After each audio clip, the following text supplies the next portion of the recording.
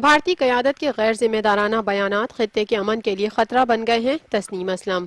Additional secretary وزارت خارجہ تسنیم اسلم نے کہا ہے کہ پاکستان اور بھارت کے درمیان نہ ہی کوئی مذاکرات ہیں، نہ ہی کوئی بیک ڈور رابطے۔ ہمیں تعلقات کو معمول پر لانے کے لیے مذاکرات کی ضرورت ہے۔ بھارتی قیادت کے غیر ذمہ دارانہ بیانات خطے کے امن کے لیے خطرہ بن گئے ہیں۔ اسلام آباد میں جنوبی ایشیا میں امن و استحکام سے متعلق سیمینار سے خطاب میں ایڈیشنل سیکریٹری وزارت خارجہ تسنیم اسلم کا کہنا تھا کہ ایٹمی ہتھیاروں میں دن بدن اضافہ اور بھارتی قیادت کے غیر ذمہ دارانہ بیانات خطے کے امن کے لیے خطرہ بن گئے ہیں۔ تسنیم اسلم نے کہا کہ بھارت ایٹمی آبدوزیں تیار کر رہا ہے، بحیرہ عرب کو نیوکلیرائز کر دیا گیا ہے۔ بھارت ایل او سی ورکنگ باؤنڈری پر مسلسل جارحیت کر رہا ہے۔ ایسی صورتحال میں پاکستان کے پاس اپنے دفاع کے لیے تیاری کے علاوہ کوئی آپشن نہیں۔ پاکستان خطے میں جوہری اور روایتی ہتھیاروں کی دوڑ میں شامل نہیں۔ ہم آئی اے ای کے اصولوں کے مطابق اپنے دفاع کے لیے کم از کم دفاعی قوت رکھتے ہیں۔ ہم خطے میں امن و استحکام کے لیے کام کرنے کے لیے تیار ہیں۔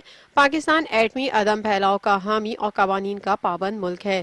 تسنیم اسلم نے کہا کہ این ایس جی کے حوالے سے بھارت کو ترجیح دینا خطے میں عدم استحکام کا باعث بنے گا۔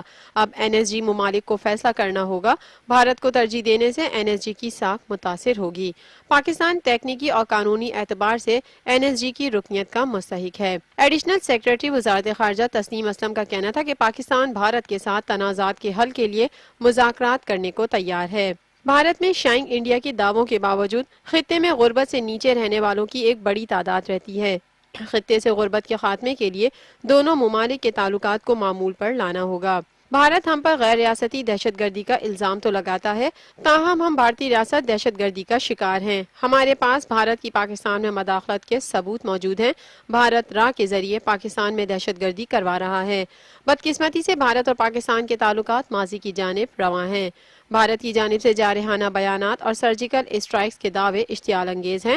ہماری خارجہ پالیسی تغیراتی ہے جو کہ حالات کے مطابق چلتی ہے۔